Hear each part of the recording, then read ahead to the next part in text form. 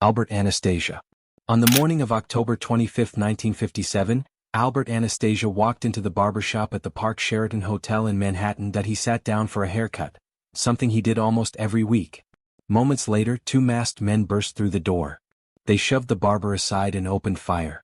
Startled, Anastasia leapt up and tried to fight back, swinging at what he thought were his attackers, only to realize he was striking at their reflections in the mirror. Seconds later, he collapsed to the floor, dead. Anastasia was one of the Mafia's most feared figures, a co-founder of Murder Incorporated, the mob's own hit squad. Known as the Lord High Executioner, he controlled much of New York's docks and later led what became the Gambino crime family. But his reckless behavior and massive gambling debts made him unpredictable. Rumors claimed he was even selling Mafia memberships for cash. Behind the scenes, his underboss Carlo Gambino and rival Vito Genovese secretly decided he had to go.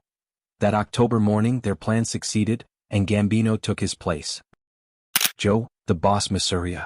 On April 15, 1931, Giuseppe Masuria, known as Joe the Boss, was enjoying a card game at a small restaurant on Coney Island that he didn't know his trusted ally Lucky Luciano had already betrayed him.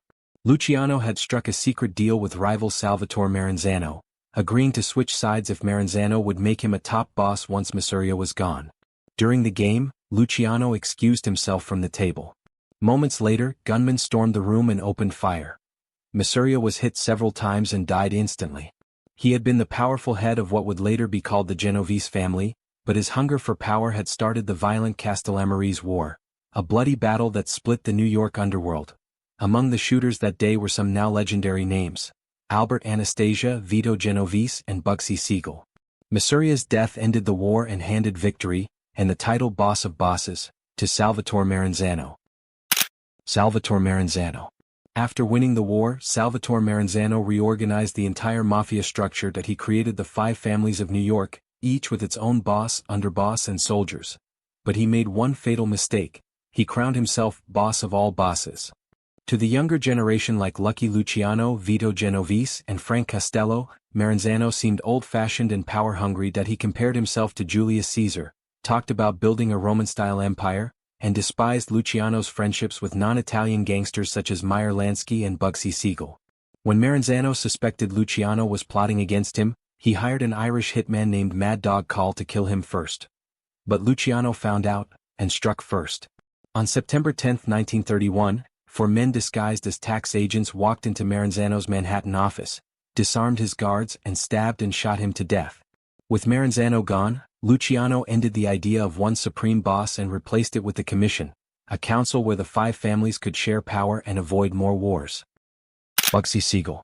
On the night of June 20, 1947, Benjamin Bugsy Siegel was relaxing in a Beverly Hills home, reading the Los Angeles Times.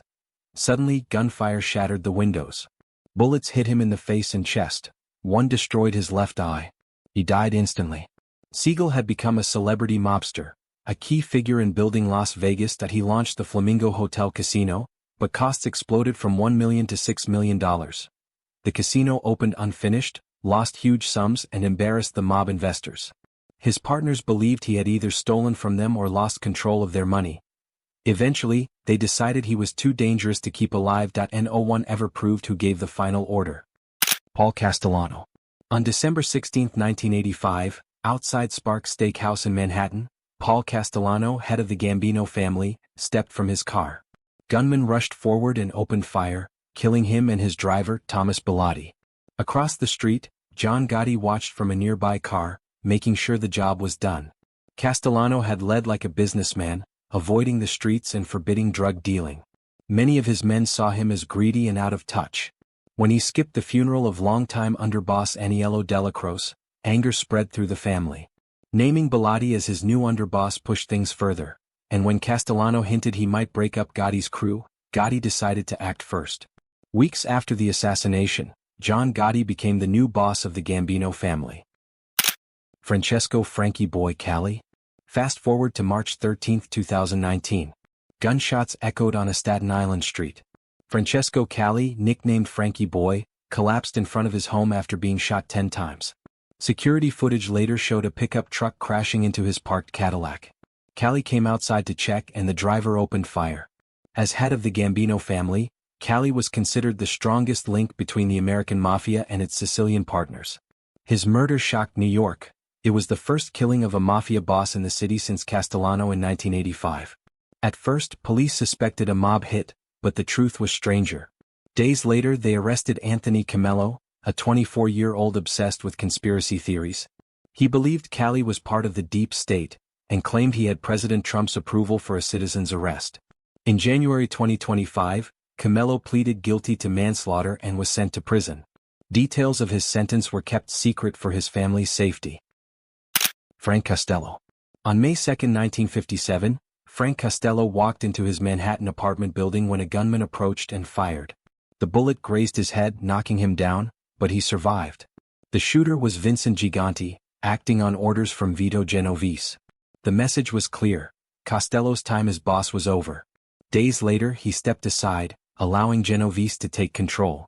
Costello had been close to Lucky Luciano, Meyer Lansky, and Bugsy Siegel, and was known as the Prime Minister of the Underworld. He mixed politics and crime, influencing judges, police, and politicians.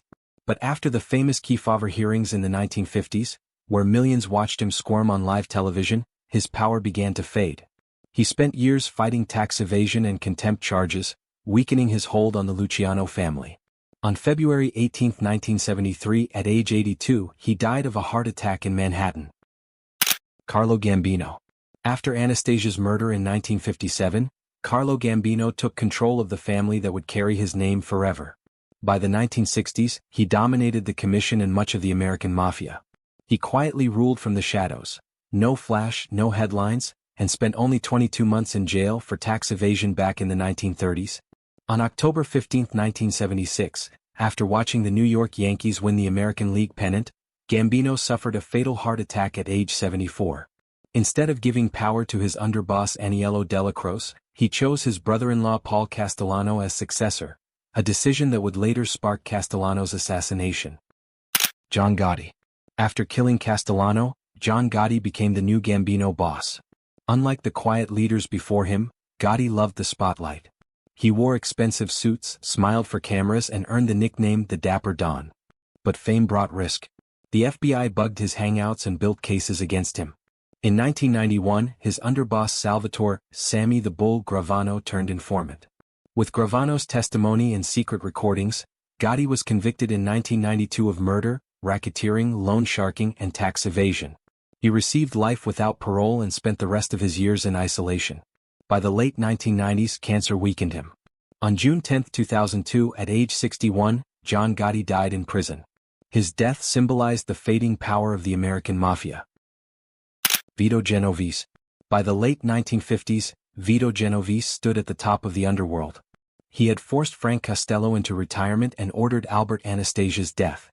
But his ambition backfired. In 1957, during the Apalachian Mafia Summit, police raided the meeting and exposed the Mafia's existence to the public. 2 years later, in 1959, Genovese was sentenced to 15 years in prison on drug trafficking charges.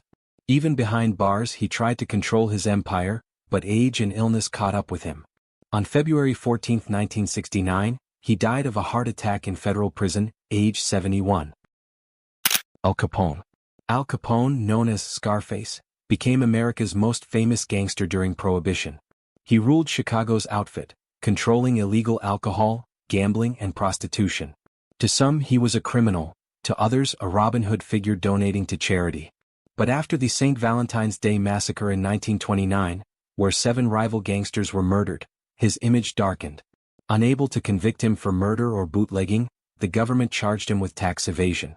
In 1931, he was sentenced to 11 years in prison. Capone had long suffered from untreated syphilis, which by then had spread to his brain. By the time he was released in 1939, his mind had deteriorated to that of a child. On January 25, 1947, at age 48, Al Capone died of heart failure in Florida. Lucky Luciano. Charles "Lucky" Luciano changed organized crime forever. After the Castellamarese War, he rejected the idea of one supreme boss and formed the Commission, giving every major family a voice and preventing internal wars. He earned the title Father of Modern American Mafia. But power brought trouble. In 1936, prosecutor Thomas Dewey convicted him for running a prostitution ring. Luciano was sentenced to 30 to 50 years but remained influential even in prison. During World War II, he secretly helped the U.S. Navy protect New York docks from enemy sabotage. In return, his sentence was reduced, on the condition that he be deported to Italy. He lived the rest of his life in Naples, still advising his American partners. On January 26, 1962, just after meeting a film producer about a movie on his life, Luciano collapsed at Naples airport and died of a heart attack. Later, his body was flown back to New York, where more than 2,000 mourners attended his funeral. Among them was Carlo Gambino, who delivered his eulogy. If you found this story fascinating, make sure to subscribe for more real-life crime histories explained visually and simply, just like this.